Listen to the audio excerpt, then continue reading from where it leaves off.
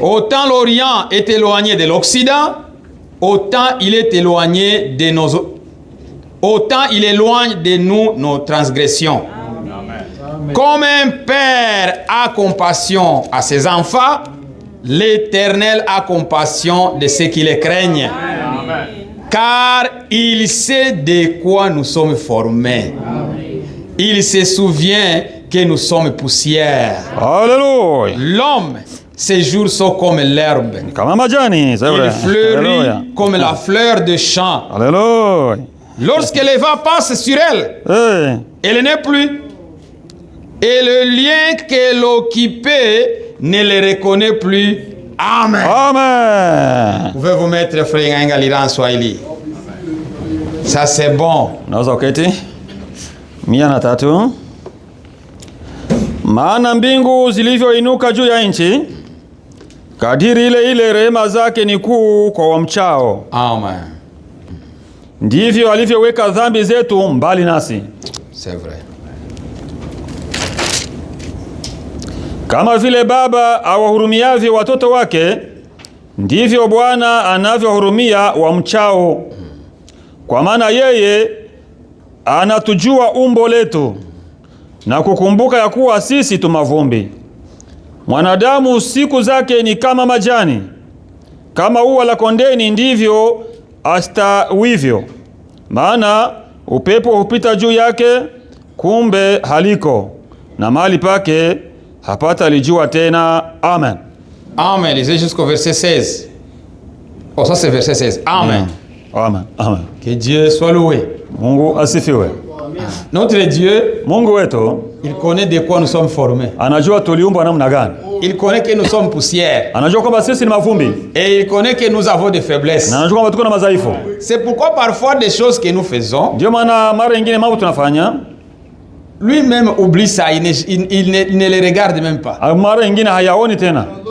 Il a dit autant l'Orient est éloigné de l'Occident, Anasema kama vile mashariki na magharibi viko mbali, autant il éloigne nos transgressions. ndio vile anapeleka mbali dhambi zetu. C'est-à-dire nos péchés, Kusema dhambi zetu il les jette loin. anasisukuma mbali. Pourquoi il fait tout ça? Kwa sababu anafanya ile yote Parce qu'il connaît comment nous sommes formés. kwa sababu alijua namna gani tuliumbwa. C'est lui qui nous a formés. Ni yeye aliyetuumba, C'est lui qui nous a créés. ni yeye Il connaît aliyetutengeneza. tous nos manquements. Anajua mapungufu yetu Il yote, connaît toutes nos erreurs. anajua makosa yetu yote. C'est pourquoi il est là pour nous soutenir. Ndio maana niko pale kwa kutuimarisha.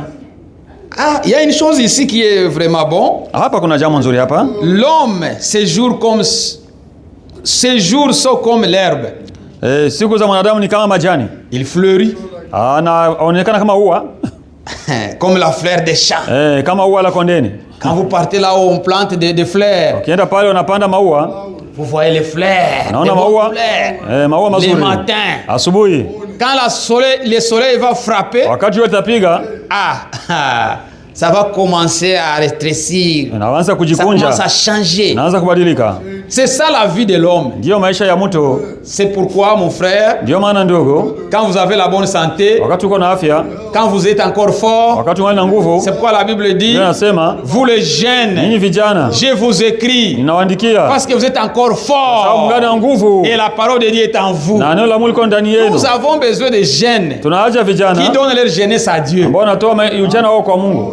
Leur jeunesse, Ujana wao pas seulement à l'université, pas seulement au travail, sio kwenye chuo tu au kwenye non, kazi, mais hapana, aussi à Dieu. na kwa Mungu pia. Chantez pour Dieu, faites des projections pour Dieu. Na kufanya ambayo kazi Nous ya sommes bénis, Mungu. nous avons nos jeunes ici. Tuko na vijana Ils sont hapa vraiment actifs. wako wanatenda Que Dieu les kazi, bénisse. Tout. wako nafanya yote.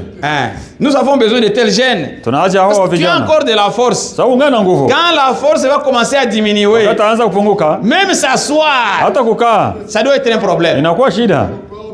Même lever, ça devient un problème. Mais quand tu es jeune, Wakati ulikuwa kijana, frère, tu courais, ulikuwa unakimbia, tu faisais tout. ulikuwa unafanya yote. Parce que tu as encore de la force. Wakati ungana na nguvu, Mais quand la force diminue, wakati nguvu zinapunguka, la situation change.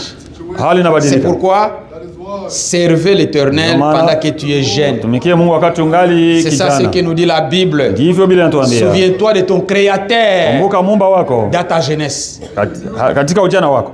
Ne te souviens pas, je vais d'abord manger la vie. Sasa nitakula kwanza maisha. Quand je vais grandir, je serai vieux. Nitakapokuwa mzee, Je vais commencer maintenant à servir sasa Dieu. nitaanza kumtumikia Mungu. Tu te trompes. Uko na jidanganya. Qui t'a dit quand tu seras vieux, tu vas servir Dieu? Nani anakuambia utakapokuwa mzee utatumikia Mungu? Qui t'a dit ça? Nani anakuambia ile? La Bible nous dit, souviens-toi de l'Éternel Biblia inasema kumbuka Muumba wako pendant ta jeunesse. wakati wa ujana wako. Avant que les jours mauvais n'arrivent. Kabla siku mbaya hazijafika. Il y a des jours mauvais. Kuna siku zilizo Tous mbaya. les jours ne sont pas bons. Siku zote haziko Il y a njema. des jours où tu diras, si Kuna je siku anasema, savais, kama ningalijua j'allais faire ceci. ningalifanya hivi. Non. C'est pourquoi nous encourageons même à nos jeunes. Jamaa tunahimiza wa vijana. Si c'est l'état d'étudier, Kama ni wakati wa kusoma, étudier. soma. Moi ici, Mimi hapa j'encourage toujours les jeunes frères, les jeunes sœurs. ninawahimiza vijana wasichana wavulana, Ne commencez pas à couper vos études. msianze kukatakata Non, masomo je vais aller yenu. d'abord travailler cette Ninaanza kwanza année kutumika hii mwaka, pour que je vais recommencer l'année prochaine. nitaanzia Ne tena faites ingine pas ça. mwaka. Usifanye vile. Parce que les jours passent. Siku zinapita. À chaque chose a son temps. Kila jambo lina wakati wake. Si c'est le moment d'étudier, Kama ni muda wa kusoma, focalisez-vous d'abord sur les études. uende kwenye masomo tu. Si c'est le moment de travailler, Kama ni muda wa kutumika, travaillez. tumika. Parce que chaque chose doit avoir sa place. Kila kitu kitakuwa na nafasi Mais vous yake. voulez, cette année, vous étudiez. Nataka mwaka usome. L'année prochaine, vous coupez. Mwaka mwingine Vous unakata. reprenez encore l'année Unarudia prochaine. tena mwaka Vous ingine, coupez. unakata. Vous reprenez encore. Unachukua. Mais vous arrivez même à 40 ans. Vous êtes Unafika encore miaka à 40 l'école. huko kwenye masomo. Ça sera honteux. Ni itakuwa haya. Et pour ceux qui sont venus ici âgés comme nous, Wenyewe walikuja wazee kama sisi. on peut aller à l'école. Na tunaweza enda Mais vous shule. qui avez grandi ici, Ninyi ambao mlikomalia hapa. non, prenez l'occasion. Nimpate hii kibali. Notre vie est divisée en 3. Maisha yetu yanagawanyika mara 3. À partir de notre naissance Kuanzia kuzaliwa kwetu jusqu'à 25 ans, mpaka 25 c'est le moment que tu peux étudier. ni muda unaweza soma. C'est pourquoi vous voyez aux États-Unis, Ndio hapa quelqu'un, Marekani. il a le diplôme universitaire à l'âge de 22 ans. Miaka 22 iko na cheti cha chuo kikuu ndio. Ils ont bien calculé. Walipiga hesabu À mzuri. 6 ans, tu commences l'école primaire. Unaanza masomo ya Tu msingi. arrives à 18 ans, Nafika 18, tu as terminé le high school. Unamaliza sekondari. Arrivé à 22 ans, Nafika 22 tu as eu ton diplôme universitaire. unapata cheti cha Après chuo kikuu. 25 ans, Baada ya 25 ya il faut miaka aller au travail. inabidi uende kukazi. C'est le moment maintenant de travailler, de préparer ta Ni vie. muda wa kutayarisha maisha yako. C'est là où tu peux travailler. Pale unaweza Tu kutumika, commences à faire les savings. unaanza Tu kuwekeza. commences à garder de Unaanza l'argent. kuchunga pesa. Tu commences à investir. Unaanza kuwekeza. Tu vas bâtir des maisons. Unajenga nyumba. Tu vas faire des investissements. Ya, unafanya Mais mawekezo toi, à l'âge de 35 ans, tu es encore à l'école. 35 ungali shuleni. J'ai vu même quelqu'un, Niliona hata mtu à l'âge de 59 ans, na miaka Il part encore à 59 l'université. anaenda kwa masomo. je me suis dit, mais Nikajiuliza, étudier c'est bon. kusoma ni vizuri. Mais qu'est-ce que ces études va lui produire? Sasa itamletea nini Il tena peut masomo? mourir n'importe quand. Anaweza kufa wakati wote ule. Vous voyez tout ça? Unaona? C'est pourquoi quand il y a là, à l'âge de 25 ans, Ngali miaka 25 jusqu'à 50 mpaka ans, 50 c'est le moment de préparer la ni vie. muda wa kutayarisha maisha. Ne dites pas, je Sema. vais seulement manger. Non, non, non, Nitakula tu, non. hapa. Vous les jeunes frères, Nyinyi vijana, vous qui travaillez, Nina ambao vous mnatumika. vivez dans les maisons de vos parents, naishi nyumba za wazazi. investissez l'argent. Mwekeze pesa.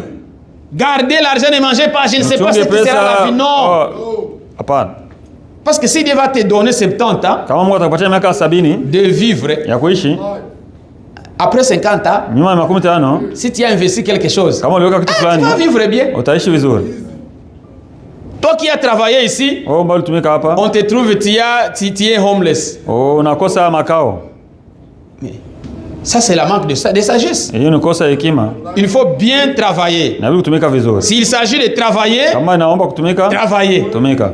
S'il s'agit d'étudier, Kama ni kusoma, mets tout à l'étude. weka yote kwenye masomo. Concentre-toi à cela. Wewe ngangania masomo. Quand tu termines, Unapomaliza, rentre au travail. rudia kwenye kazi. Quand tu es arrivé à 50 ans, Unapofika miaka 50, l'âge commence à réduire. ya nguvu zinaanza Moi, kupunguka. je l'ai senti Mimi na quand j'ai atteint 50 Wakati ans. nilifikia miaka Il y a 50. des maladies que je n'avais pas. Kuna magonjwa Je siokuwa me suis nayo. commencé à sentir à tout moment que je suis Naanza kufikia malade. sasa nakuwa J'ai dit, mgonjwa.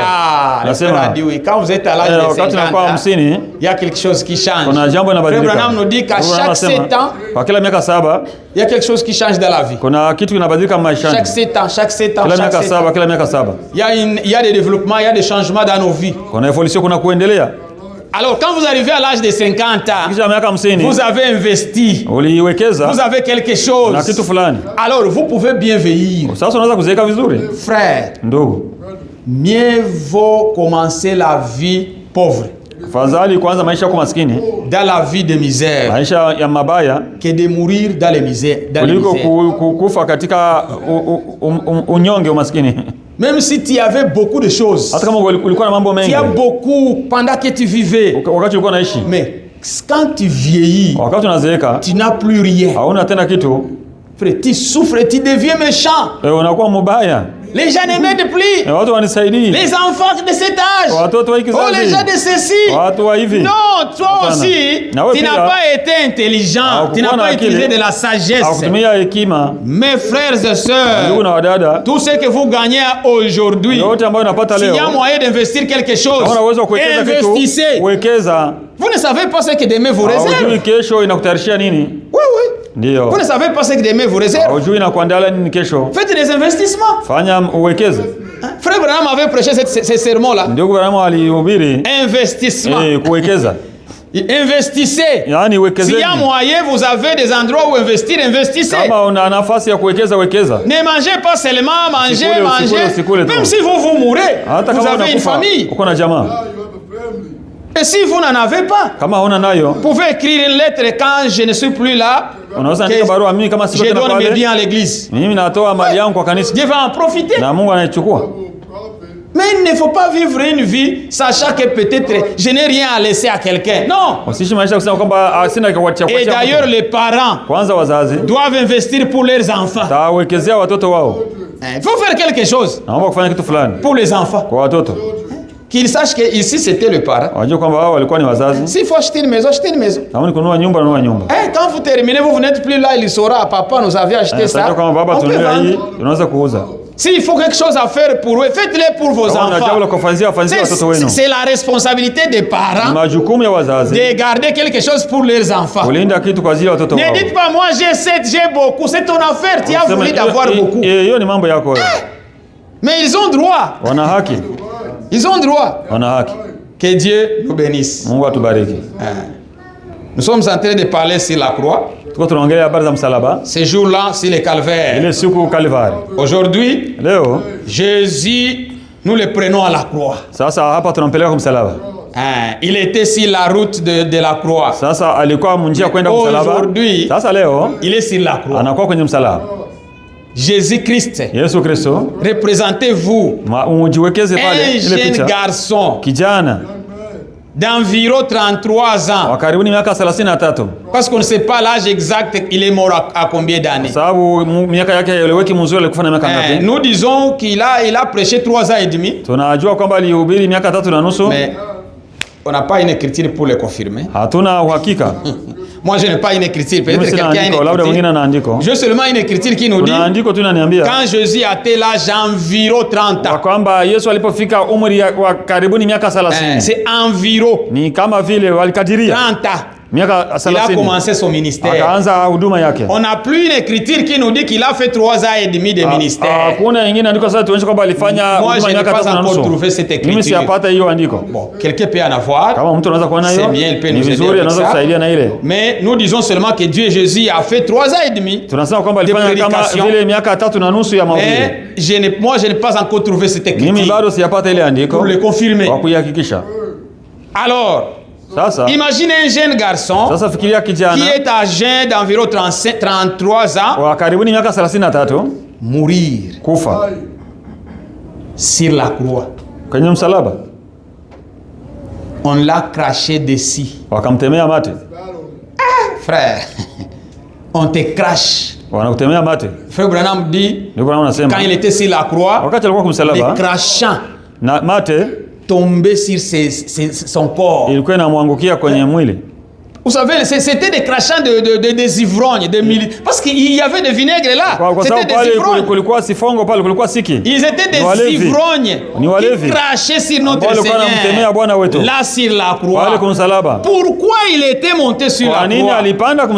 Il est monté à la croix pour régler la question du péché. Kwa kumalizia tatizo ya dhambi. Vous savez le péché, Unajua dhambi depuis Eden, tangu mweden, le péché a eu de l'influence de la force sur l'homme. na dhambi kakuwa na nguvu kwa mtu. Dieu a trouvé beaucoup de moyens pour résoudre cette question. Mungu alitafuta njia zote za kuamua za kutafuta suluhisha hiyo. Abel était mort. Abel alikufa. Avant même qu'il meure, Abel hata kufe, il a d'abord immolé l'agneau. kwanza alichinja kondoo. Vous voyez, c'était des solutions que Dieu trouvait. Hizi zilikuwa ni suluhisho Pour kwa voir kutafuta. comment je peux résoudre les problèmes du péché. Anaweza kutatanua shida ya dhambi. Il a trouvé Sasa alipata les animaux, wanyama, les sangs des animaux damu ya wanyama n'étaient pas compatibles hazikuwa zinapatana au sang humain. na damu ya mwanadamu. Alors les animaux Sasa wanyama n'allaient pas prendre la place de l'homme. Wanyama wangechukua nafasi ya mwanadamu. Alors il a dit non, non, ça ne va pas. Hii haiendeki. Il a trouvé parmi tous les hommes, trouvé un homme juste, mtu mwenye haki, un seul homme juste, mtu mmoja mwenye haki, qui pourrait mourir pour les autres. mwenye alikufia wengine. Il ne trouva personne. Hakumwona mtu. Tous les prophètes, manabii wote, ne méritaient pas. hawakuwa na stahili. Tu peux même commencer. Unaweza kuanza. Tu commences même à Adam lui-même. Anza hata na Adamu mwenyewe. Nous sommes dans ces problèmes à cause de lui. Tuko mwishi kwa sababu ya yeye.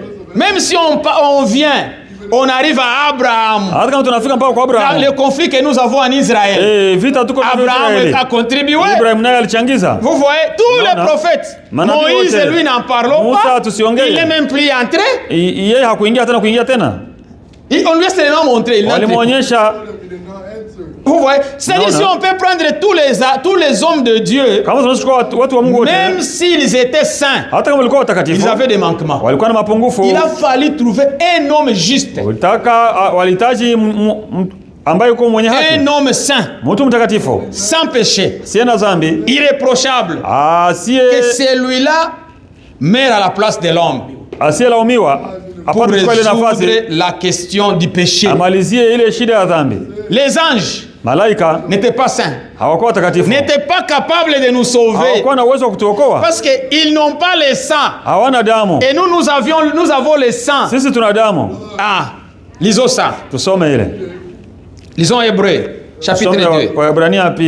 Lisons Hébreux chapitre 2. Frère, vous devez savoir que Jésus a souffert pour vous et pour moi. Il est mort à notre place. La mort que toi et moi nous méritions, lui l'a porté. Où est-ce qu'il l'a porté? À la croix. Quand il est monté là, frère, imagine on te met depuis 9 heures. Tu es sur la croix jusqu'à ton enterrement, jusqu'à 15 heures où il est rendu l'esprit, 6 heures de souffrance à cause de mes péchés, à cause de tes péchés. Frère, nous devons être reconnaissants. Il faut toujours le louer. Dis Seigneur, merci, tu m'as sauvé, tu es mort pour moi. Frère, Jésus est mort pour nous. Il faut le croire aujourd'hui. Si tu n'as pas encore crié à cela, Jésus est mort pour nous. C'est pourquoi il est monté. Commençons au verset 14. Hébreux 2, 14. On va descendre.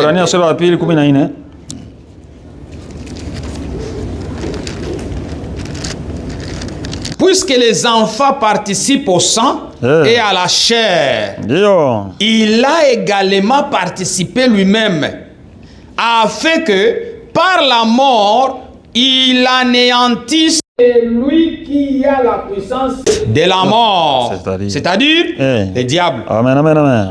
Et qu'il délivrant tous ceux qui, par crainte de la mort, étaient toute leur vie retenue dans la servitude. Car assuré à des anges qu'il vient en aide, mais à ceux de la mais c'est à la postérité d'Abraham. Amen. Amen. Amen, amen, amen. Ah, il y a eu peu d'amen. Amen. Lisez frère en Swahili, c'est bien. 14. Oui. Basi kwa kuwa watoto wameshiriki damu na mwili, yeye naye vivyo hivyo alishiriki yayo hayo, ili kwa njia ya mauti amuharibu yeye aliyekuwa na nguvu za mauti, yaani Ibilisi, awaache huru wale ambao kwamba maisha yao yote kwa hofu ya mauti walikuwa katika hali ya utumwa. Maana ni hakika hatwai asili ya malaika, ila atwaa asili ya mzao wa Ibrahimu. Amen. Amen. Jésus-Christ, Yesu Kristo il savait que nous sommes dans la chair. alijua kwamba tuko katika mwili. Dieu savait que nous sommes dans la chair. Mungu alijua kwamba tuko katika Et nous mwili. avons aussi le sang. Na kwamba tuko na damu. Il a aussi porté les mêmes choses Alibeba hiyo pour nous sauver. kwa kutuokoa. Il a également participé lui-même, Naye mwenyewe alishiriki a fait que par la mort kwa kifo qu'il anéantit apate kuteketeza, qu'il anéantit celui apate kuvunja yule qui a la puissance ambaye iko na uwezo de la mort. ya kifo. Vous savez, la puissance de la mort Nguvu za kifo n'est pas entre les mains de Dieu. haziko katika mikono ya Mungu. Dieu Mungu n'a pas la puissance de la mort. hana nguvu za kifo. Non. Hapana. Dieu, Mungu Jésus-Christ, Yesu Kristo a la puissance de la résurrection. ana nguvu za ufufuko. Il a la puissance de la vie. Ana nguvu za uzima. C'est pourquoi Jésus-Christ Ndio maana Yesu Kristo n'a jamais participé au deuil. hajawahi kushiriki kwenye kilio. Disons seulement ceci. Tuseme kitu kifupi Il hili. n'a jamais... Il n'est jamais parti là où il y a un deuil. Hajawahi kwenda pale kwenye kilio. Partout où il y a de deuil, Fasi yote kuko kilio, furaha. c'est ça ce qu'est Jésus. Njoo Yesu ule. Il marchait, Alikuwa anatembea. il a rencontré la fille de Jairus. Alikutana On binti ya Yairo. allait l'enterrer.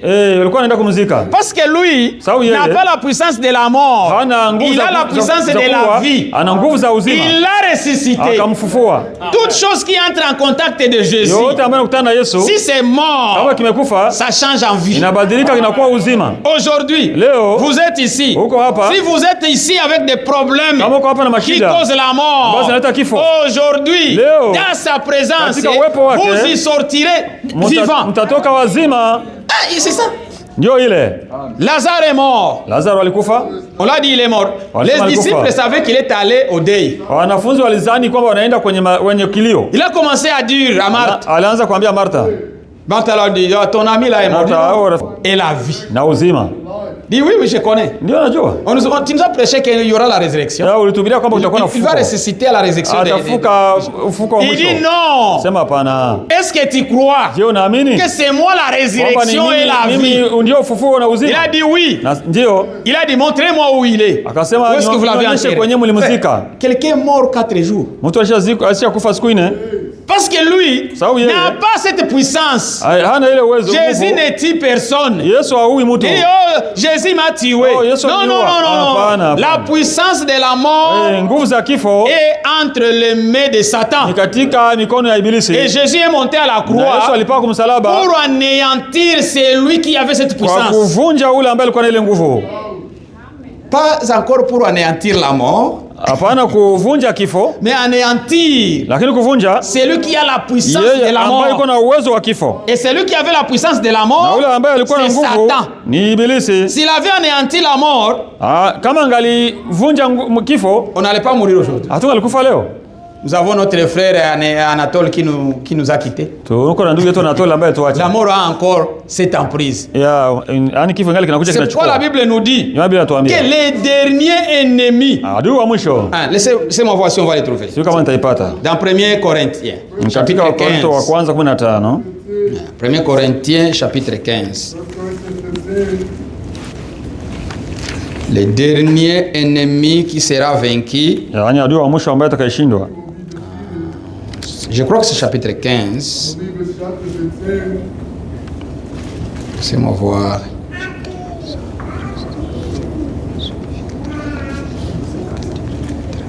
Ah, ok. Ouais. On a trouvé ça. Frère Jean, lisez pour nous les versets 25 et les versets 26. Chapitre 15, versets 25 à 26. Sura 15. Car il faut qu'il règne jusqu'à ce qu'il ait mis tous les ennemis sous ses pieds. Amen. Le dernier ennemi qui sera détruit, c'est la mort. Amen. Ah, le dernier ennemi qui sera détruit, c'est la mort. Frère, lisez aussi le verset 27 à 28. Il y a quelque chose qu'on va commenter là-bas. Dieu, en effet, a tout mis sous ses pieds. Mais lorsqu'il dit que tout lui a été soumis, il est évident que c'est lui qui lui a soumis toutes choses est acceptée. Et lorsque toutes choses lui auront été soumises, alors le Fils lui-même sera soumis à celui qui Alléluia. afin que Dieu soit tout en tous. Amen. Amen, amen, amen. Quand vous lisez cette écriture, Soma hii andiko, vous verrez qu'il y a le Fils, utaona kwamba kwa mwana qu'il y a les dieux. na hakuna Mungu.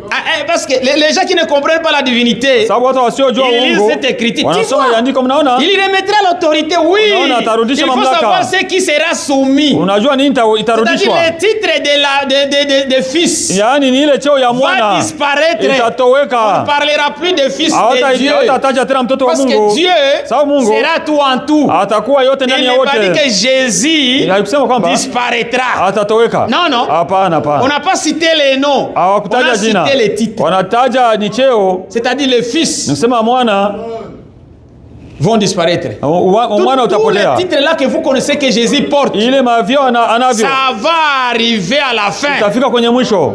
Il sera seulement Dieu. Atakuwa tu ni Mungu. Et le dernier ennemi Na adui wa mwisho qui sera vaincu, ambaye atakayeshindwa c'est la ni mort. kifo. C'est notre dernier ennemi. Huyu ndiye adui wetu wa mwisho. C'est pourquoi nous souffrons encore dans ce Ndio maana corps. tunasumbuka katika mwili. Nous attendons Tunachunga la rédemption, ukombozi. pas de nos âmes. Sio ya Nos nafsi âmes sont zetu. déjà sauvées. Nafsi zetu zishaokolewa. Nos âmes sont déjà Nafsi zetu rachetées. zishakombolewa. Mais nos Lakini corps miili yetu ne sont pas encore bado rachetés. hazijakombolewa. C'est pourquoi nous avons des maladies. Ndio tuko na Nous magonjwa. avons des manquements, des Tuko faiblesses. na madhaifu. Nous vieillissons. Tunazeeka. Tout cela Ile yote parce que notre dernier kwa ennemi sababu adui wetu wa mwisho a encore de la force. angali na nguvu. Mais Ila c'est lui qui avait cette puissance yule ambaye alikuwa na ile nguvu de la mort. ya kifo On l'a anéanti à la croix. walimvunja kumsalaba. Satan Shetani qui avait la puissance de la mort. ambaye alikuwa na nguvu Quand za kifo, Jésus était monté à la wakati Yesu alipaa croix, kumsalaba, c'était pour anéantir sa ilikuwa ni force, kumvunja nguvu, sa puissance mamlaka yake qu'il avait sur nous. ambayo alikuwa nayo kwetu. Quand il mourait, Wakati ulikuwa nakufa tu étais retenu. ulikuwa unachukuliwa. C'est ça ce que nous avons lu. Ndio vile tulisoma.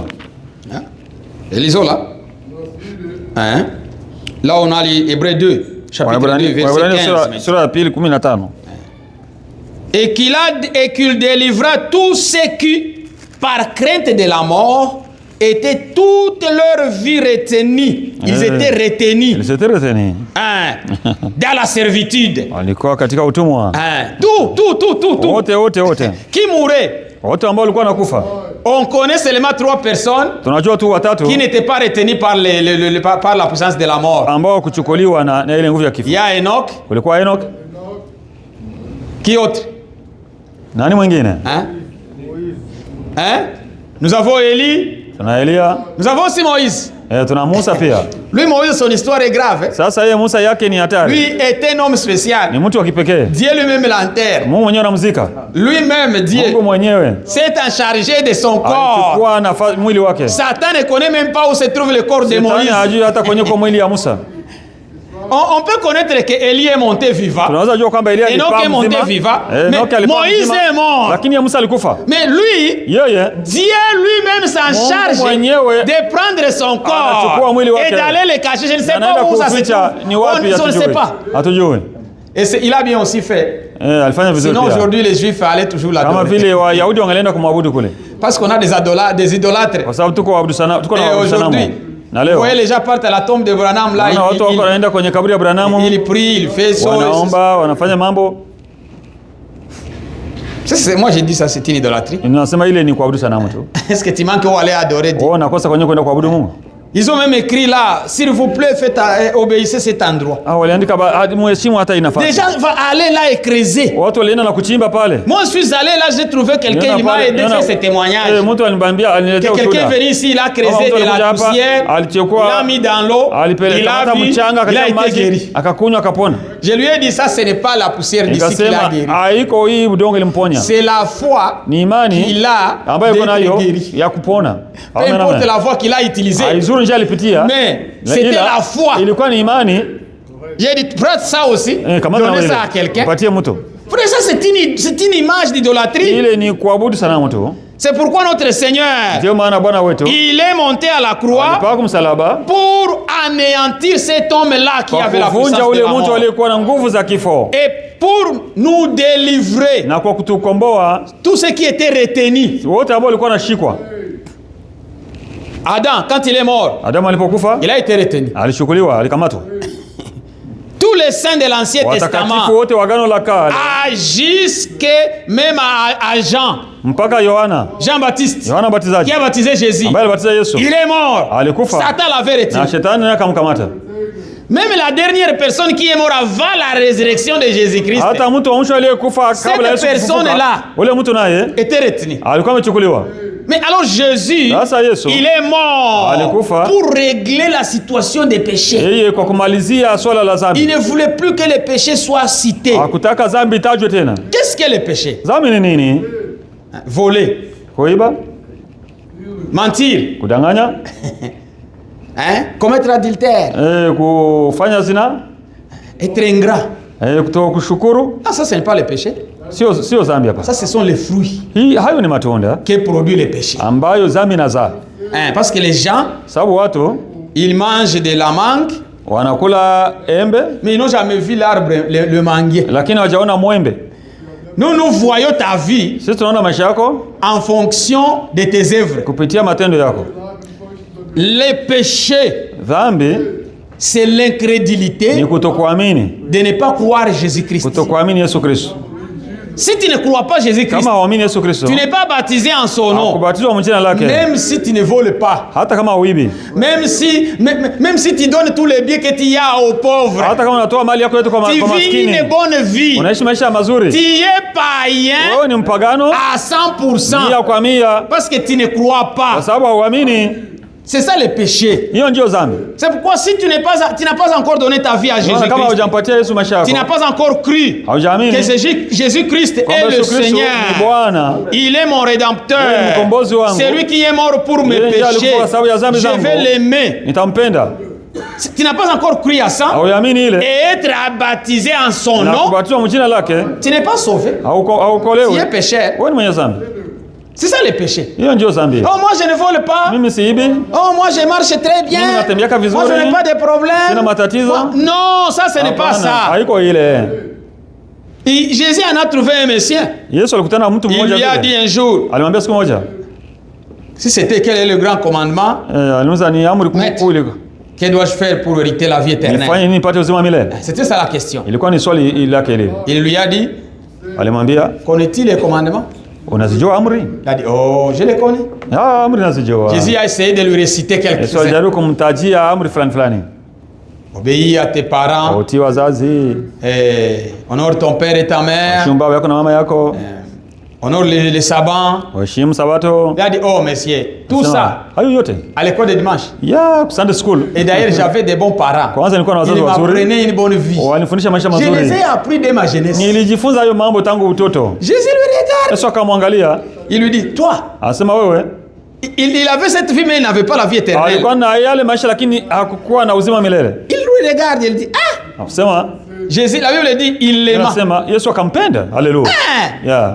Jésus aime de telles personnes Yesu anapenda watu qui ont une wazuri bonne vie. ambao kuna maisha Mais mazuri. avoir une bonne vie Lakini kuwa na maisha sans la mazuri vie éternelle, bila uzima c'est milele zéro. ni bure.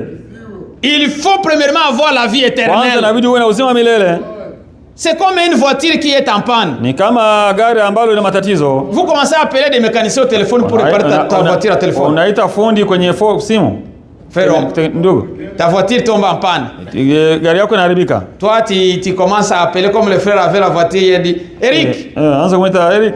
ma voiture est en panne ici. Gari langu inaharibika. Fixez ça. Uitengeneze. Un bon mécanicien. Sasa Toi, tu dis, amenez fundi ta mzuri voiture au atakwambia, garage. ilete hapa kwenye kituo. Non, réparer seulement ma voiture parce que tu es Hapana, mécanicien. Tu tengeneza tu connais kwa sababu comment wewe- réparer. wewe ni fundi. Non, Hapana. la solution sera Solution ni kwamba amène ta voiture wewe leta gari au yako garage. ni sehemu ya kutengenezea. Et nous aussi, Na sisi pia avant de dire, oh, moi je suis bon. Sasa mimi ni mzuri. Non, Hapana. amène d'abord ta vie à leta Christ. kwanza maisha yako kwa Kristo. Alors Christ lui-même Yesu mwenyewe va te travailler, atakutumika, va te changer. atakugeuza.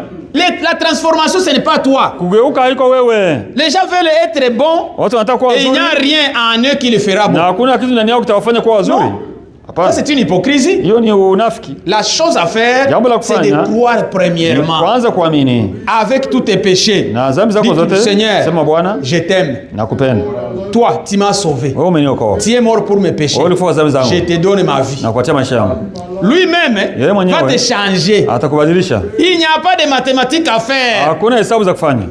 Toi, tu retrouveras un jour ce que tu faisais, ça disparaît. Wewe utajikuta mengine ulikuwa unafanya inatoweka tu. Les désirs de boire, de fumer, de mentir, la colère. Tout est parti. Unajikuta yote ulishajiendea. Comment toutes ces choses sont parties? Non, c'est parti parce que tu as donné ta vie à Christ. Et quand Jésus entre, na wakati Yesu anaingia, il chasse anafukuza les ténèbres. Anafukuza giza. Toutes les œuvres des ténèbres, matendo yote ya giza, il les chasse dehors. Anafukuza nje. Et quand les ténèbres entrent, na wakati giza inaingia, ça chasse toutes les œuvres de la lumière. Na inatosha matendo yote ya nuru. C'est ça ce que ça se fait. Ndio vile vinafanyikaka. Si vous laissez le diable vous conduire, kama unaacha shetani kuongoze, vous ferez toutes choses mauvaises. Utafanya mabaya yote. C'est pourquoi Jésus à la croix, il est monté là pour porter nos péchés. Alipanda pale kwa kubeba dhambi zetu. Pour résoudre les problèmes des péchés. Yaani kwa kumaliziana na shida na tatizo ya dhambi. Et pour nous écrire les récits. Na kutuandikia sasa kibarua. Alléluia. Les récits. Yaani ticket Qui sont partis au store hier? Récits. Yeah. Qui sont partis au store?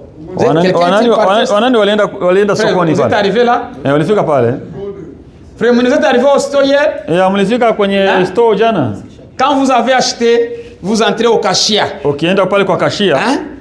Il vous donne les récits. Anakupatia receipt. Frère, si vous vous retrouvez à quelque chose qui n'est pas sur les récits, kama uko na kitu kinye kiko kwenye receipt, vous avez volé. Kusema uliiba. Quelque chose qui n'est pas sur les récits. Kama kitu hakiko kwenye receipt. C'est-à-dire tu es un voleur. Sema uko mwizi. Tu as volé. Uliiba. La solution à faire remettez. Ya kufanya ni kurudisha. Ce que tu as pris. Kile ambacho ulibeba. Ne dites pas ça c'est une grâce. Usisema hii ni neema. Quelle grâce de voleur. Neema gani ya mwizi? Ramenez la chose que tu as pris.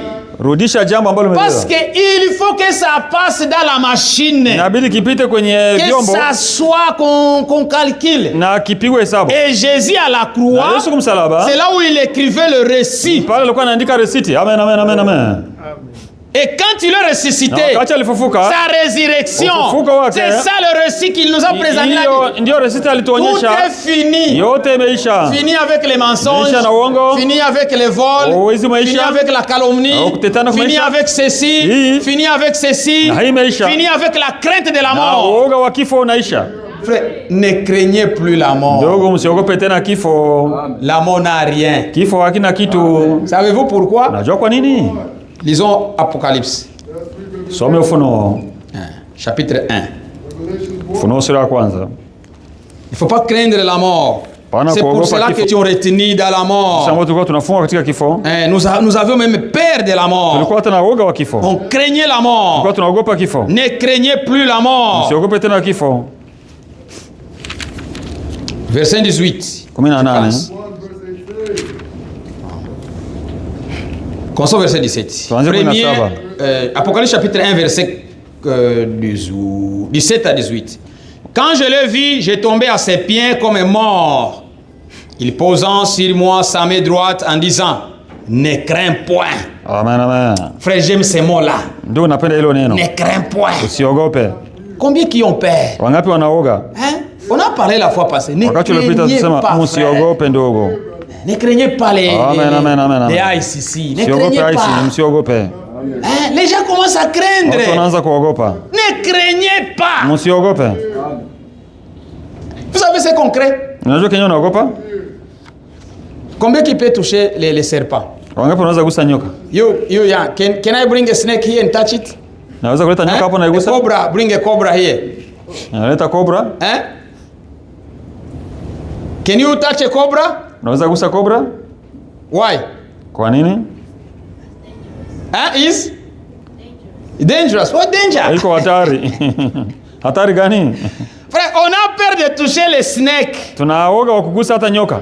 Il dit qu'il est dangerous. Nasema kwamba iko hatari. Quel danger? Ni hatari gani? Ils ont tellement peur quand il va me mordre. Je vais mourir. Nitakufa. C'est seulement ça. Ndio ile tu. Mort. Oga tu ni kitu kimoja ni kifo. C'est pourquoi Jésus en venant Ndio maana Yesu wakuja sur la croix, kumsalaba, il a anéanti cette puissance là. Alivunja ile nguvu. Ne vivez plus dans la crainte. Msiishi tena katika woga.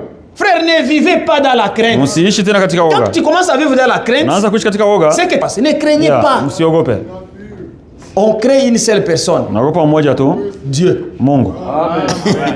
Parce que nous craignons Dieu. C'est pourquoi nous tombons dans les mains de Dieu. Il faut craindre Dieu. Quand vous le craignez, alors vous allez tomber entre ses mains. Et à ce moment-là, il va vous bénir. Ne craignez pas. Il ne faut pas craindre, frère. La crainte est méchante. Il posa sa main sur ma main, il posa sur moi sa main droite en disant, ne crains point, je suis le premier et le dernier. Amen. Même si vous le lisez, qui refuse que Jésus n'est pas Dieu. Cette même écriture est encore répétée dans Isaïe chapitre 44 verset 6. Il est encore dit, je suis le premier et le dernier, l'alpha et l'oméga. C'est-à-dire, le Dieu d'Isaïe, le Dieu que Isaïe priait, c'est le même Dieu qui est dans l'Apocalypse. C'est Jésus-Christ. Les vivants, j'étais mort, et voici je suis vivant au siècle des siècles. Je tiens la clé, pas la clé, je tiens les clés de la mort et du séjour des morts. Amen, amen, amen. C'est-à-dire quand Jésus mourait, il est allé auprès de Satan. Lui ravit cette autorité-là qu'il a ravie. La puissance que Satan avait, c'est parce qu'il avait les clés. Il avait les clés de la mort et de séjour des morts. C'est-à-dire, il pourrait retenir n'importe qui. C'est pourquoi ce jour-là au Calvaire, c'était un jour différent. Satan croyait que je l'ai réussi. Mais quand il a vu la terre trembler, Satan a dit, mais. Depuis que j'ai pris des hommes, il n'y a jamais eu une personne que j'ai ramassée qui est venu, qui est mort et la terre tremblait. Imaginez, à la mort de Christ, la terre a tremblé. Lisons ce qui s'était passé là. Lisons. Matthieu, chapitre 27. Satan s'est demandé, mais qu'est-ce qui se passe aujourd'hui? C'était un jour un peu différent.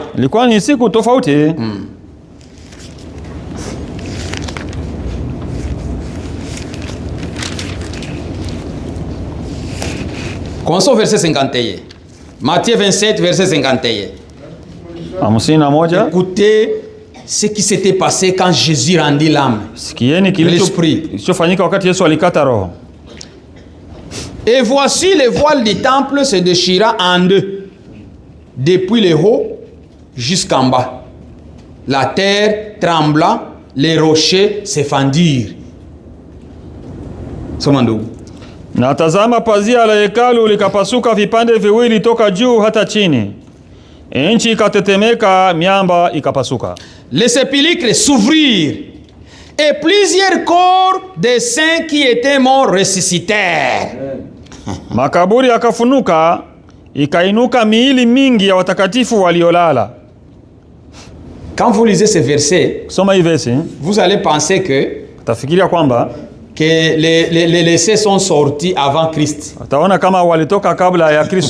Si vous les lisez seulement de la manière ici, si vous ne descendez pas un peu, vous croirez que quand Jésus est mort, c'est les mêmes heures là que les saints sont ressuscités. S'ils sont ressuscités avant lui, ils ne peuvent pas être les prémices. Il ne serait pas le premier né d'entre les morts. C'est pourquoi il faut lire le verset 53.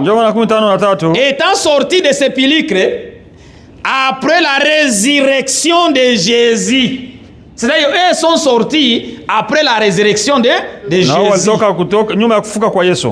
Jésus lui étant ressuscité, il les a dit alors venez vous aussi. Parce qu'il avait déjà les clés. Quand il est mort, frère Satan s'est demandé la question. Qu'est-ce qui est arrivé aujourd'hui? Les rochers s'effondrent. La terre tremble. Même les tombeaux qui étaient fermés s'ouvrirent. Quel jour aujourd'hui? Pas seulement ça. Le soleil aussi même s'est obscurci. Quel est cet homme? Je crois que je l'ai réussi. Quand Jésus est entré, il est allé, on l'a enseveli. Satan a dit, aujourd'hui c'est terrible ici. On l'a saisi. Si peut-être on lui a donné les gidots. Ce ne sont pas des amis. Jésus et Satan. Jésus et Dieu, ce ne sont pas des amis, ce sont des ennemis. Et quand vous rencontrez ton ennemi, tu vas lui donner des coups. Oui. Satan, on l'a ravi l'éclair. C'était ces jours-là sur le calvaire. Mais quand Jésus était monté à la croix, il a fait quelque chose. Il a réglé la question des péchés. Comment est-ce qu'il a réglé la question? C'est là où on va arriver. Mais avant qu'on arrive là, sur la croix, il avait fait 7 déclarations. Il a fait 7 déclarations. On l'a projeté hier. On peut d'abord y aller. 7 déclarations quand Jésus était sur la croix. Et ces 7 déclarations, on peut les diviser en 4. Quand il était sur la croix, il accomplissait 4 choses. Laissez-moi voir si je peux lire aussi, frère Branham.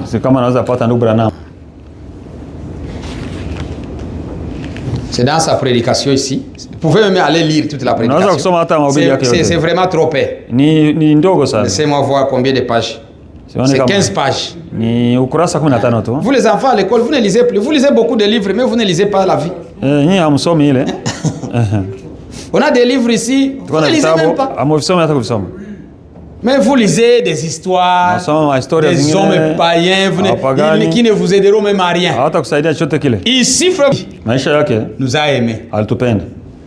En mourant, il nous a sauvés. Enseveli, il a emporté nos péchés au loin. Ressuscita, il nous a justifiés. Gratuitement. Il revient pour nous prendre. Alors quand il était là à la croix, frère, donnez-moi les sticks là. Quand il était à la croix, il a parlé 7 déclarations. Frère, j'ai lisé pour nous Luc 23-34. On commence par là. Peut-être on peut éteindre une lumière ici pour que l'image soit bien claire. Frère, j'ai lisé pour nous Luc, la première déclaration. Oui. Et Jésus dit, Pierre, je te l'ai dit, le coq ne chantera pas aujourd'hui. Non. Nous ne sommes pas. Nous sommes à Luc 23. Luc 23.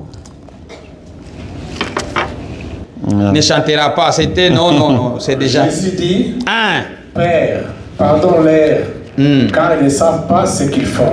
Amen. Ça, c'était la première déclaration que Jésus a fait à la croix.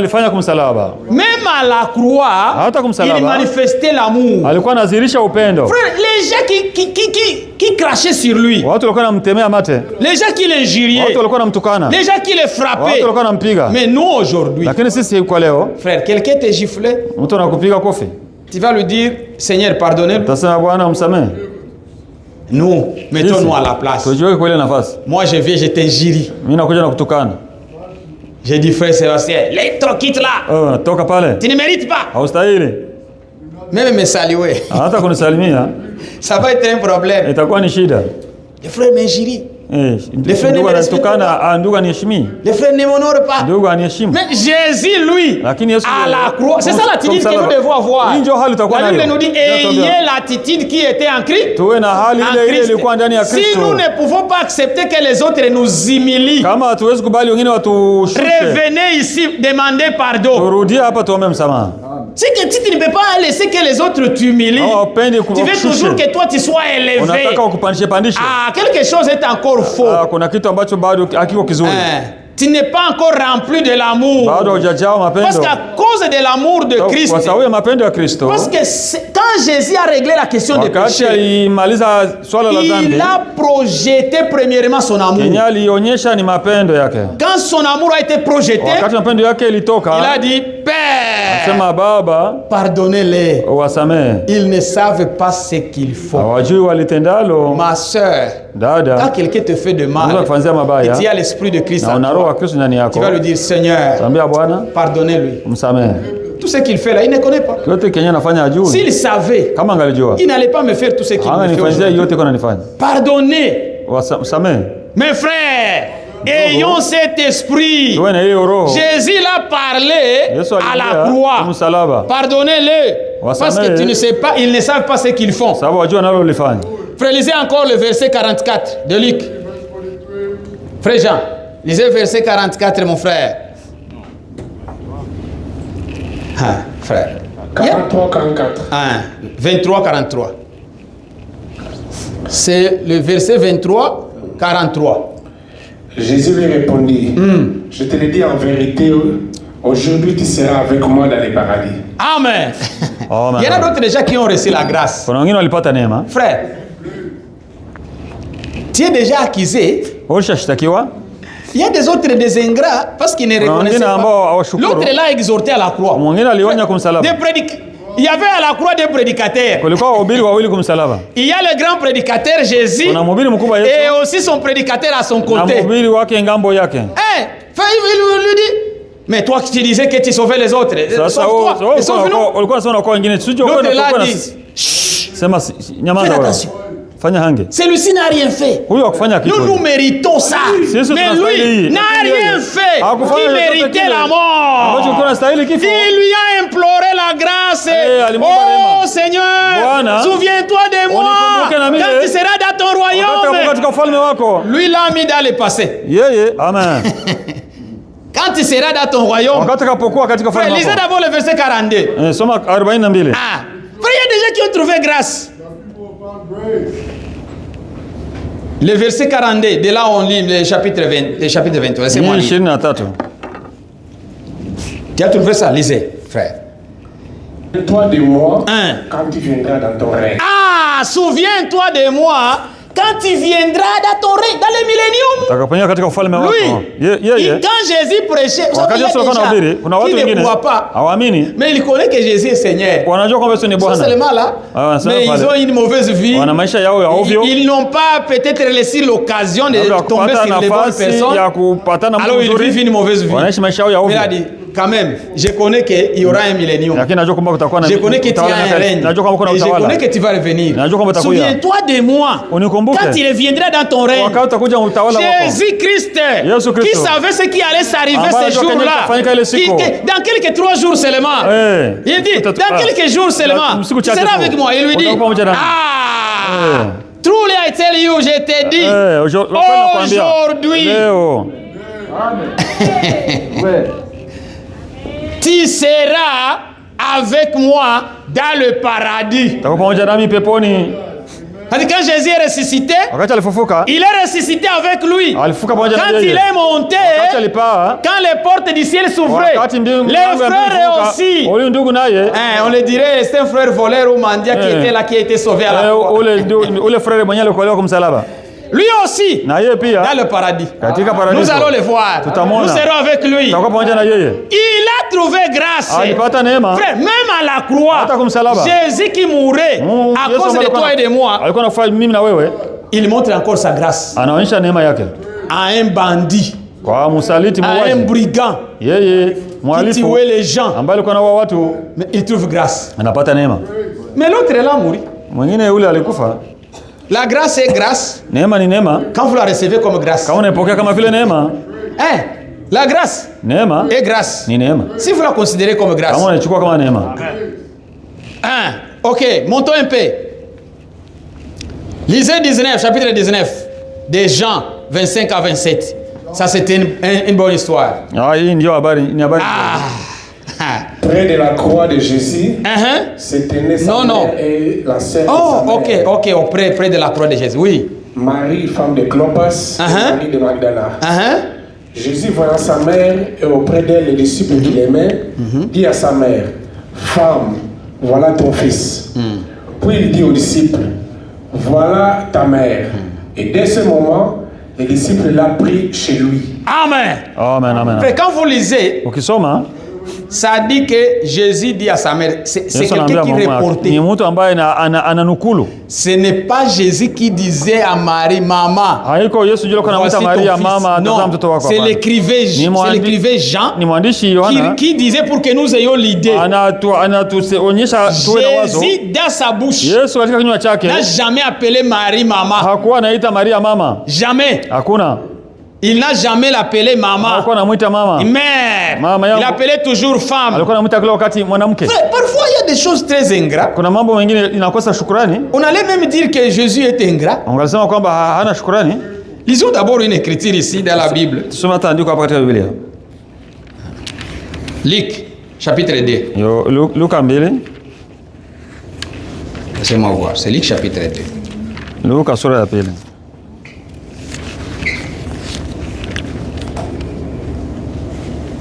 Luc, chapitre 2.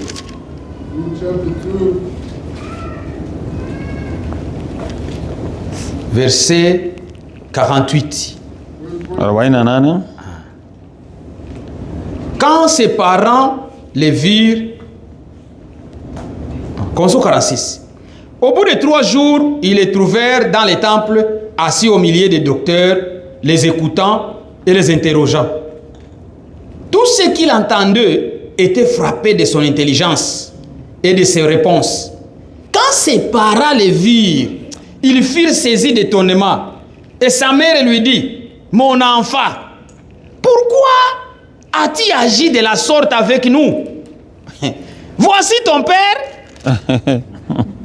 Ça c'est Marie Ni Maria huyo. qui avait dit que l'enfant était je l'ai reçu par la puissance du Saint-Esprit. Il vient mentir ici. Et pas seulement n'importe où. Devant les sacrificateurs. Mbele ya makuhani. Qu'il a dit que j'ai reçu cet enfant par la puissance du Saint-Esprit. Il ment. Il est en train de mentir ici. Moi, ton père et moi, nous te cherchions avec angoisse. Il leur dit, pourquoi me cherchez-vous? Pourquoi? Vous me cherchez pourquoi? Un enfant de 12 ans. Who is 12 here? Who is 12 years here? Ni nani? Ah. Les deux là, comme ils ont 12 years. Ceux qui ont 12, un enfant de 12 ans qui dit à sa mère et à son père, pourquoi vous me cherchez? Vous me cherchez pourquoi? Il dit, mais pourquoi me cherchez-vous? Il dit, pourquoi me cherchez-vous? Ne saviez-vous pas qu'il faut que je m'occupe des affaires de mon père?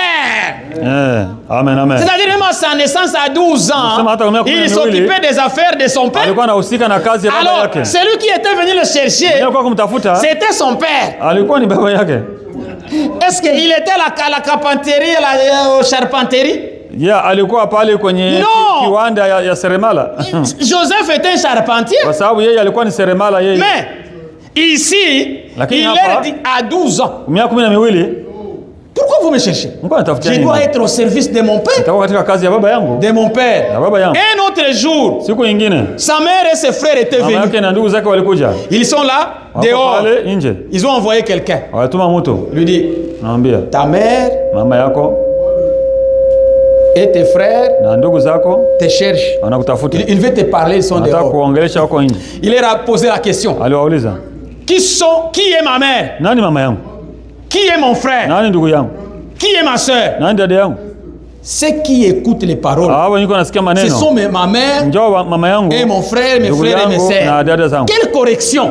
Ni usahihisho Parce que gani? les gens utilisaient mal le langage. Sawa, watu kama Ils tumia le prenaient masomo comme baya. étant l'enfant de Marie. Walikuwa wanakamata vile Ils mtoto le wa Maria. considéraient comme étant l'enfant de Joseph. Walimhesabia kama mtoto wa Yusufu. Non, Hapana. il n'était pas l'enfant de Joseph, Hawakuwa mtoto wa de Yusufu. Joseph ou ni de Marie. Hawa C'est Maria. pourquoi ici, Ndio maana hapa il dit femme. mwanamke. C'est ça maintenant les paroles de Jésus. Ndio maneno ya Yesu. Femme, Mwanamke. voici Angalia ton fils. mwanao.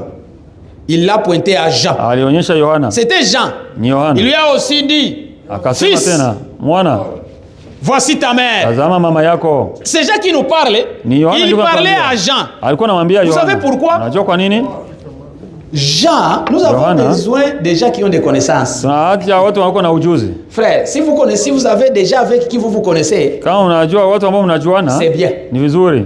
Il faut garder des amitiés. Inabidi kuwa na marafiki. Si vous avez un policier que vous connaissez, votre ami, Kama kuna mtu mnajuana naye, si vous avez quelqu'un peut-être dans le gouvernement qui est mtu votre ami, katika government, même vos connaissances, vous les enfants à l'école, si vous avez des connaissances, vous gardez. Mnachunga C'est kwa watu bien. ambao ni vizuri. Si, vous savez, quand on a pris Jésus, tous les disciples ont fui. Wakati wamkamata Yesu wengine wote walikimbia. Deux disciples étaient restés. Watu wawili wanafunzi walibaki. Et l'un qui était resté, Na mmoja aliyebakia il a aussi fui à la fin. kwa mwisho akakimbia. Mais ici, Hapa il y avait Pierre kunakuwa Petro et Jean na Yohana. qui étaient restés. Ambao walikuwa Pourquoi wanabaki. Jean était resté? Kwani Yohana Parce alikuwa que anabakia? Jean avait des connaissances avec les gouverneurs. Sababu yeye alikuwa anajuana na Il connaissait na les, liwali. d'autres gens les connaissaient déjà. Ah, Watu c'était wanakuwa wanamjua on le huyu. connaît très bien. Wanamjua mzuri. Mais il était avec eux. Lakini Mais lui alikuwa aussi na a wao. fui ni.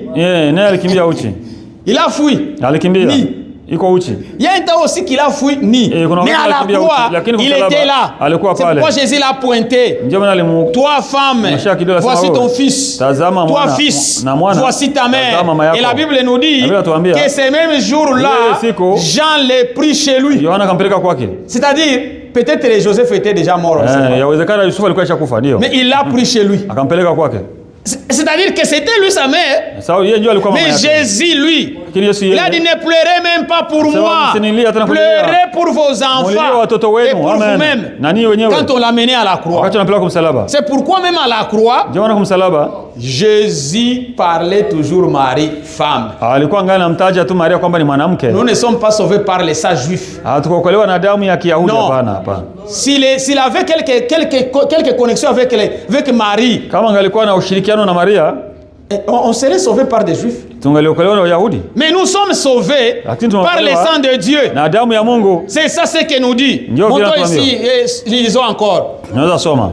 Ah, lisez ici. Somee pale. Matthieu 27. 27 Mathayo. Ah. Eloi, Eloi, Eloi, Eloi, Eloi. Depuis la 6e heure jusqu'à la 9e, il y eut des ténèbres sur toute la terre. Et vers la 9e heure, Jésus s'écria d'une voix forte, Eli, Eli, lama sabachthani, c'est-à-dire, mon Dieu, pourquoi m'as-tu abandonné? Amen. Amen, amen. Laissez-moi voir si je vais trouver. Il y a une citation de Frère Branham ici. Sio kama tapata Qui matamshi ya ndugu explique Branham ambaye cela anaeleza très ile bien. mambo vizuri.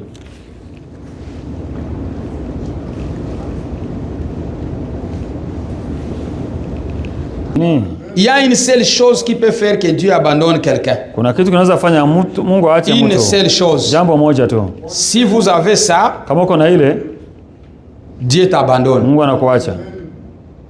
Lisons ça Tusome. avant de lire cette situation. Tunaweza kusoma hii matamshi ya ndugu Branham. Pourquoi il a écrié Eloi, Eloi, lama sabachthani? Lalamika, Mon Dieu, pourquoi m'as-tu abandonné? Kwa nini umeniacha? Il y a une seule chose qui peut faire que Dieu t'abandonne. Kuna Une jambo moja seule anaweza chose. kufanya Mungu akuache. C'est Jambo moja. pourquoi, mon frère, ma Kama soeur, ndugu na dada, si vous n'avez rien dans ton cœur qui te reproche, kama hakuna kitu ndani yako kinakushutumu, tu n'as pas de reproche hauna ya kushutumu dans ton cœur, ndani ya moyo, et tu connais que tu es un enfant de na Dieu, unajua kwa mtoto wa Mungu, quand tu pries, wakati unaomba, croyez que Dieu a écouté. uamini kwamba Mungu alisikia. Je le répète. Narudilia. Pour savoir que Dieu t'a écouté, kujua kama Mungu tu n'as pas alikusikia, besoin de vision. hauna haja maono. Tu n'as pas besoin que quelqu'un vienne te dire j'ai vu dans les songes. Non. Hapana. La seule chose à faire, Jambo la kwanza la kufanya c'est que ni kwamba si rien ne te reproche dans kama ton hakuna cœur, jambo tu linakushutumu n'as pas de moyoni, condamnation dans ton cœur. Rien ne te condamne sur quoi que ce soit. hakuna kitu kinakuhukumu jambo lolote lile. Sache quand tu pries, Unajua kama wakati unaomba Dieu écoute. Mungu anasikia. Parce que ton cœur est bon devant lui. Il n'y a rien de mal que te reproche. Hakuna kibaya unacho. Alors tu es sûr. Sasa uko na uhakika. Comme nous sommes ici. Kama vile tuko hapa. Nous sommes sûrs que Dieu est là. Tuko na uhakika kama Mungu yuko hapa. Nous n'avons pas besoin que quelqu'un vienne parler en langue. Oh, vous savez, je suis au milieu de vous. Oui, tu peux dire ça, mais nous nous savons déjà qu'il est là. Par deux choses. Par sa promesse, sa parole, et aussi nos cœurs les témoignent. Mon cœur témoigne qu'il est là. Parce que je n'ai rien de moi qui me reproche. Si j'ai des reproches, il faut arranger ça. Si vous avez quelque chose qui vous reproche contre quelqu'un, va voir la personne, mon frère, ma soeur. Ne vivez pas dans une vie comme si il y a quelque chose. Non, non, répare tout. Et si vous avez des reproches, des condamnations dans ton cœur, ne prie pas. Ne perdez pas ton temps. Dieu n'écoutera pas. Parce que Dieu écoute un cœur sincère, un cœur bien disposé, un cœur qui n'a pas de problème, un cœur ouvert. Mais vous, votre cœur est rempli de quelque chose. Et vous avez des choses que vous cachez. Et vous partez, vous priez. Dieu n'exauce pas. Mais pour que Dieu vous exauce, check your heart. Vérifiez les motifs. Pourquoi tu es venu? Qu'est-ce que tu cherches? C'est Dieu, c'est ça ce que Dieu vérifie. Dieu lui voit l'intention du cœur. Il connaît ce qui est dans ton cœur. Il connaît les pensées de ton cœur. Il connaît toute ta vie. Même les choses que nous ne connaissons pas ici, lui les connaît. Alors si tu as quelques condamnations dans ton cœur, ne priez pas. Tu vas perdre ton temps. Le Seigneur n'écoute pas. Lisons ça. Jésus a dit Eloi, Eloi, lama sabachthani. Pourquoi? Il y a une seule chose qui peut séparer l'homme et Dieu. Lisons. Frère, vous avez trouvé ça?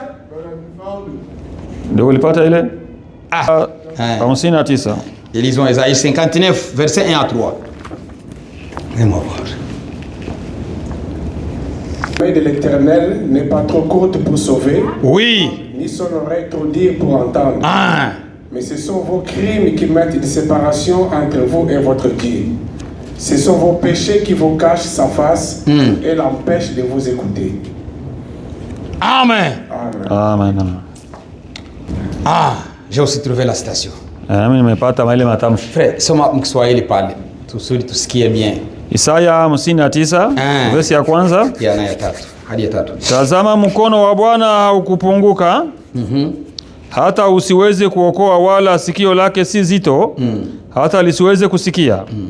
Lakini maovu yenu yamewafarikisha ninyi na Mungu wenu, na dhambi zenu zimeuficha uso wake, musione hata haki kuisikia. Kwa maana mikono yenu imetiwa unajisi kwa damu, na vidole vyenu vimetiwa unajisi kwa uovu.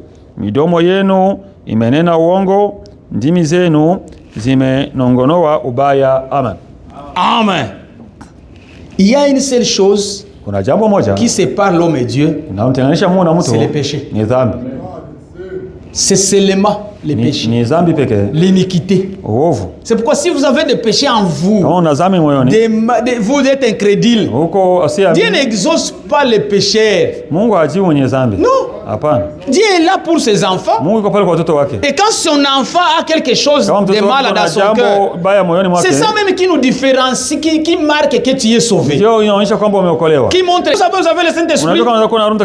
C'est quand vous faites quelque chose de mal et vous courez rapidement pour réparer ça. Quand vous voyez quelqu'un, il a quelque chose en lui, ça s'éternise dans son cœur. Il n'a pas l'ambition d'aller réparer. Il n'a pas le Saint-Esprit.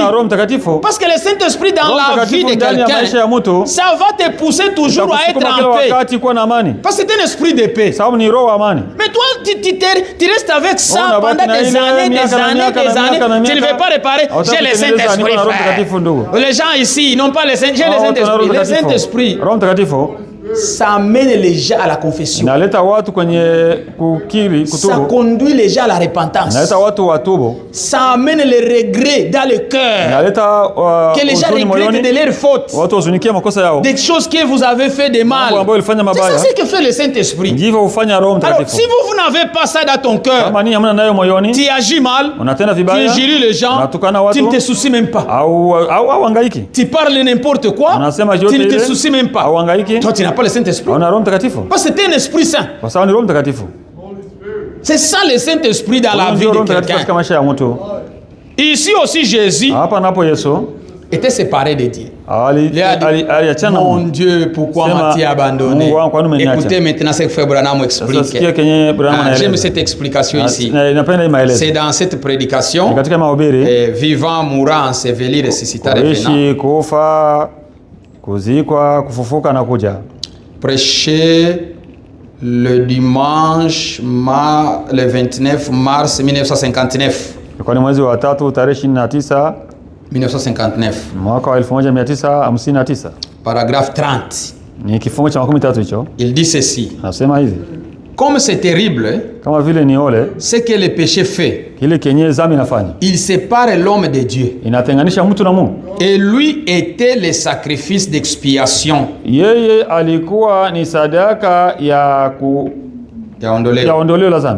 Qui devait être offert pour nos péchés. Il fut séparé de la présence de Dieu. Le péché l'en avait séparé. Ce qui a séparé Dieu et Jésus, c'est-à-dire la divinité qui était en lui, l'esprit qui contrôle toutes choses qui étaient en lui, était sorti pour que Jésus meure en tant qu'homme. C'est pourquoi il est dit, il n'y a pas un autre médiateur entre l'homme et Dieu. C'est Christ, c'est Jésus-Christ l'homme. Il est mort homme. Et il faudrait que la divinité, Dieu est saint. Et il ne peut pas mourir dans le péché. Alors Jésus n'était pas pécheur. Mais il était péché. Il a été fait péché. C'est-à-dire il a pris tes péchés, tous mes péchés, les péchés du monde, pesaient sur lui. Et quand Dieu l'a regardé comme ça, il a vu péché. Il a dit, je ne peux plus rester ici. Il y a le péché. Il est sorti. C'est comme ça qu'il s'était passé là-bas. Jésus l'a regardé, la divinité vient de partir. Pourquoi? Je suis devenu péché. Frère, ne portez plus nos faux péchés. Jésus en a souffert à la croix. Il a crié, Eloi, lama sabachthani. Oh mon Dieu, pourquoi m'as-tu abandonné? Il a vu, Dieu l'a regardé. L'Esprit Saint a regardé en lui. Il a vu, couvert de péchés. Couvert de tes péchés. Couvert de mes péchés. Terminons ici. Dieu plaça nos péchés sur lui. Et il sépara. Et il fut séparé de Dieu. C'est pourquoi il criait. Pourquoi m'as-tu abandonné?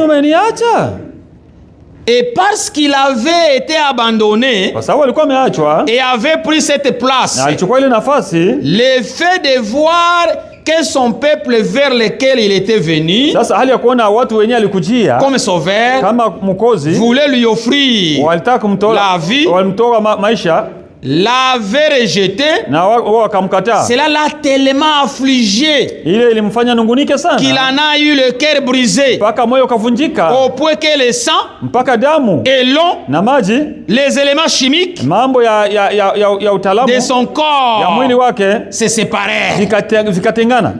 C'est-à-dire à ce moment ici, Ni kusema hapa c'est le moment que le sang, wakati ambapo toutes ces choses-là, quand il avait la divinité, Mungu l'a abandonné. na Mungu ulikuwa namwacha. Les gens qu'il est venu chercher, Watu sauver, ambao walikuja kutafuta kuokoa les crucifier, wanamtundika, les rejeter. wanamtupa.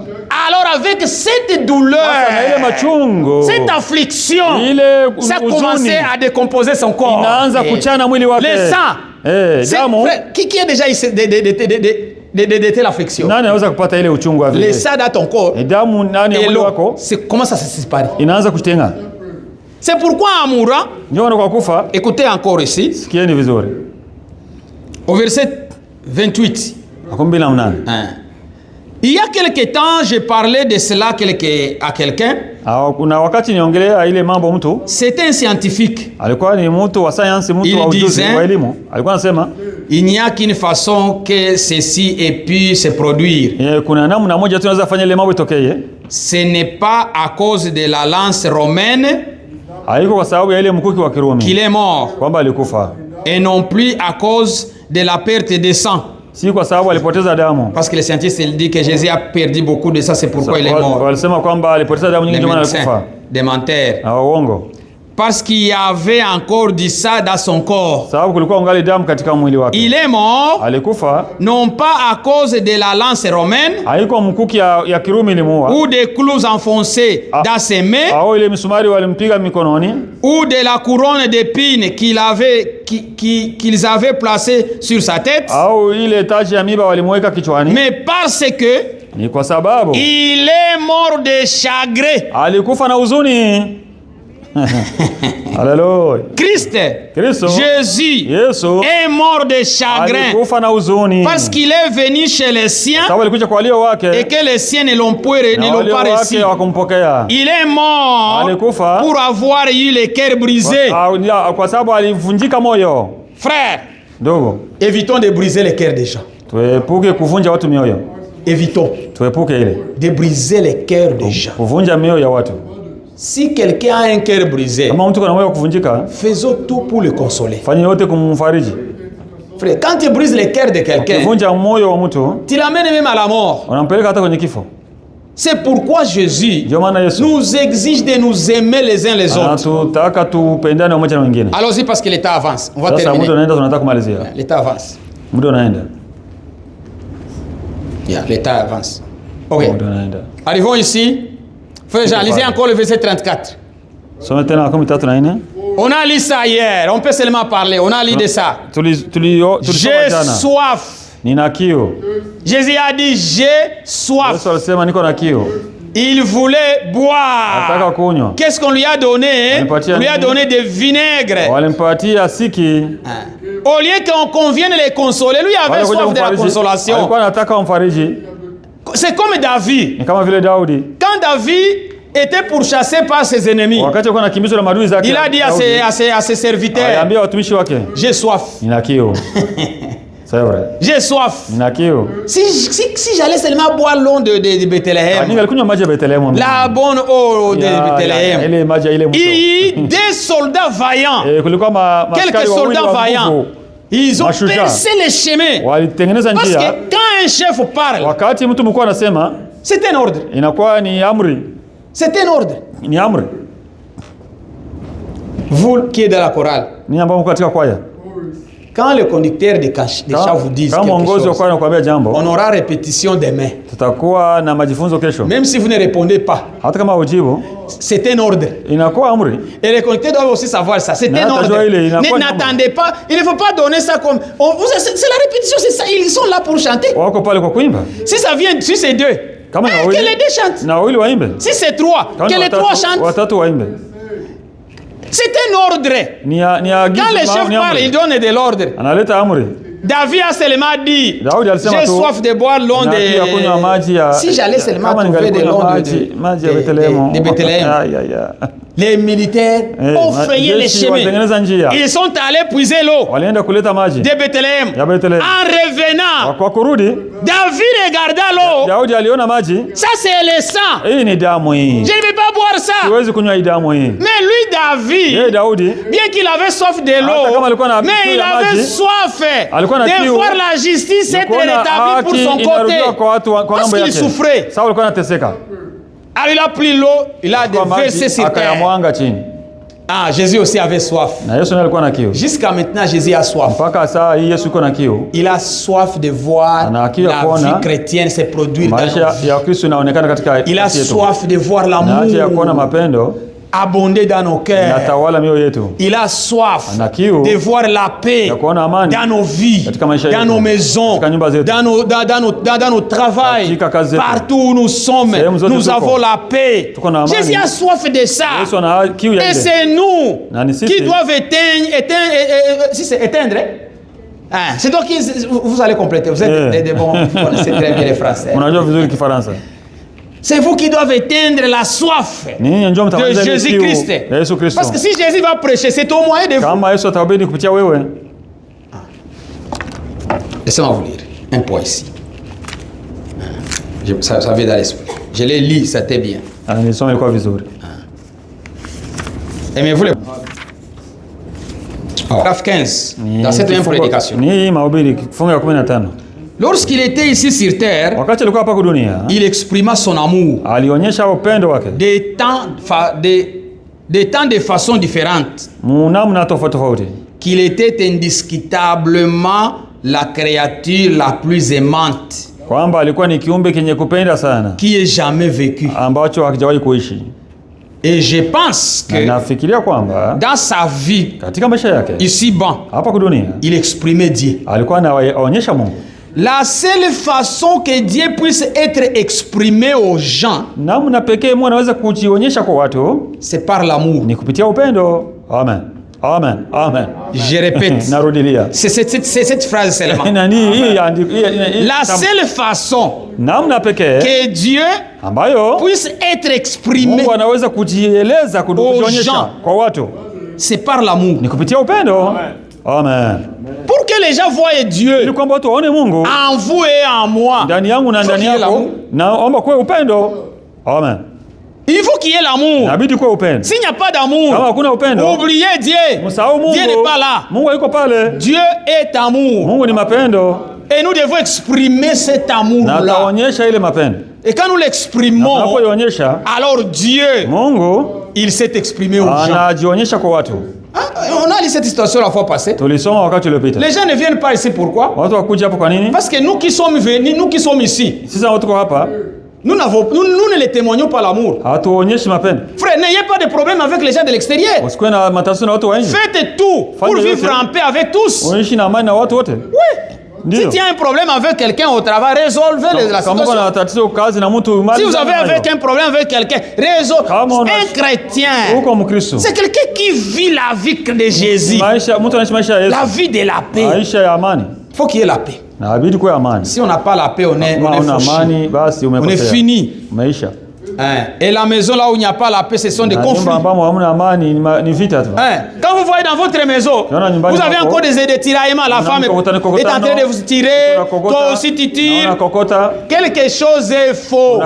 Jésus n'est pas bien établi dans cette maison là. Il faut que Jésus entre. Et quand Jésus entre, la première chose qu'il dit dans la maison, il ne dit pas que l'amour entre dans la maison. Et pourtant l'amour est beau.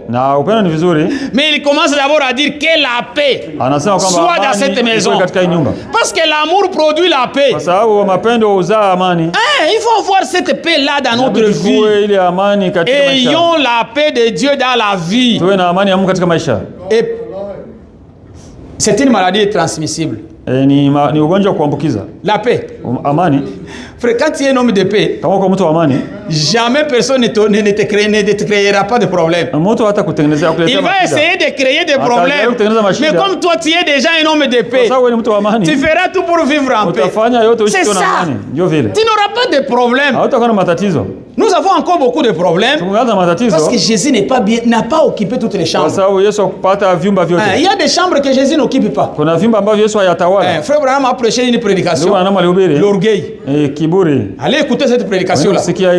Il a dit l'orgueil. Sema Il kiburi. y a beaucoup de chambres dans nos vies Kuko vyumba vingi où katika nous avons maisha. empêché Dieu d'entrer. Tulimzuia Mungu asiingie. Ne me conseillez pas. Usinishauri. Un orgueil. Jésus n'entre pas. Il te laisse. Tu viens d'ici, mais il y a une chambre dans ta vie. Kuna chumba ndani ya maisha. Jésus n'a pas accès. Yesu hana Il kibali. lui a dit reste là. Alimwambia bakia kule. C'est ça, il faut vérifier quelle chambre Ndio maana dans nos vies ni chumba gani où katika Jésus n'est maisha pas entré. ambapo Yesu hakuingia. S'il n'est pas encore entré Kama là, hajaingia mule, frère, quelque chose est faux. kuna jambo aliko Tu ne sawa. pars nulle part. Hauendi fasi. Il faut que toutes les chambres Inabidi vyumba vyote de ton corps, ya moyo de wako, ton âme, ya nafsi yako soient occupées. vitawaliwe, Occupées par Jésus-Christ. vitawaliwe na Yesu. Et quand il occupe ta chambre, Wakati natawala ile vyumba, c'est une chambre de paix. ni chumba cha amani. Il y a la paix qui règne. Kuna amani natawala. Il y a l'amour qui est là. Kuna mapendo yako Il y a pale. la joie. Kuna furaha. Il y a des cantiques Kuna nyimbo. que tu chantes à tout moment. Unaimba kila wakati. Il y a des prières que Kuna tu pries à maombi tout ambayo unaomba kila moment. wakati. À tout instant, tu Kila pries. wakati unaomba. Dans ton esprit, tu es en Katika train roho de yako, prier. uko naomba. Pas prier, vous entrez, Seigneur. Unasema Bwana. Partout, même à la route, comme un musulman, tu pries. Unaomba. Tu fermes les yeux. Oh, amen. Non, non, c'est pas comme ça. Haiko vile. Nous prions en esprit. Tunaomba katika roho. Ton cœur Moyo wako. est disposé envers Uko Dieu. tayari kwa Mungu. Ton esprit Roho yako est bien placé envers Dieu. jiweka vizuri mbele ya Mungu. Tout ce que tu peux rencontrer, tu dis Yote Seigneur, ambayo tu connais. unasema Bwana unajua. C'est ça la vie Hii ndio d'un maisha chrétien. ya Mkristo. C'est pourquoi Jésus à la croix, Ndio Yesu msalaba. il a parlé les 7 mots, finissons ici. Alisema mambo masaba hapa. Quand il est arrivé ici, il a dit tout est fini. Akasema yote imeisha, Tout. yote. Je vais vous montrer le tout qui a été fini la semaine prochaine. Mungu akipenda wiki ijayo Et à la yote fin, imeisha, na kwa mwisho il a dit entre tes mains, je remets mon esprit. roho yangu naikabidhi Jésus mikononi mwako. était divisé. Yesu aligawanyika. Son âme Roho yake est allée aussi prêcher. ilienda tena kuhubiri, nafsi yake ilienda kuhubiri. C'est pourquoi Jésus n'allait pas faire 3 jours dans la tombe. Ndio maana Yesu angelifanya siku 3 katika kaburi. Il faut lire très bien les Écritures. Na kusoma vizuri maandiko. S'il fait 3 jours, Akifanya siku 3, son corps va pourrir. na mwili utaoza. C'est pourquoi il devrait ressusciter le 3e jour. Ndio maana angalifufuka siku ya 3. Mais il ne doit pas dire qu'il doit rester là pendant 3 jours. Haikusema kwamba atamaliza siku 3. Il ressuscitera le 3e Atafufuka jour. siku ya 3. Enterré le vendredi. Siku ya 5 Il alizikwa. est là le samedi. Yuko pale siku Le ya dimanche mwisho, matin, na asubuhi Jumapili il est réveillé. C'était le 3e jour. ilikuwa ni siku ya 3. Que Dieu vous bénisse. Mungu awabariki. Ce sont les 7 déclarations Hiyo ndio matamshi 7 que Jésus a prononcées à la croix. kwa Yesu alitamka kumsalaba. Alors prochainement, Dieu voulant, Wakati ukija Mungu akipenda, il a accompli 4 choses là à la croix. alitimiza mambo 4 pale kumsalaba. Il a manifesté son amour, Alizirisha mapendo yake, il nous a pardonné, alitusamehe, il nous a réconciliés, alitupatanisha il nous a rachetés. na akatukomboa. L'amour, Mapendo, le pardon, msamaha, la réconciliation mapatano et la rédemption. na ukombozi C'est ça ce qu'il a fait à la croix. ndio kenye alifanya kumsalaba. Et c'est pourquoi maintenant nous Ndio l'attendons. maana tunamsubiria Des hommes rachetés. watu waliokombolewa. Que Dieu vous bénisse Mungu richement. awabariki zaidi. Yeah. On s'arrête ici. Nasimamia hapa. Dieu voulant, on continue la semaine prochaine. Les Juma samedis. iliyopita, siku ya posho, Jumapili, Jumamosi. On continue les samedis. Tunaendelea Jumamosi. Vous qui ne serez pas là, Ninyi ambao hamtakuwa pale, si vous ne serez pas là, kama hamtakuwa pale, écoutez en ligne. fuate kwenye mtandao. Mais nous vous invitons tous. Lakini tunawalika nyote. Si vous avez l'occasion, venez. Kama mna muda mkuje. Le samedi, on aura culte. Jumamosi takuwa na ibada. Asante Bwana Yesu Kristo. Lèvons-nous pour la Tusimame kwa maombi. Tonneau de bon prier par la. Simame kwa kuomba Bwana.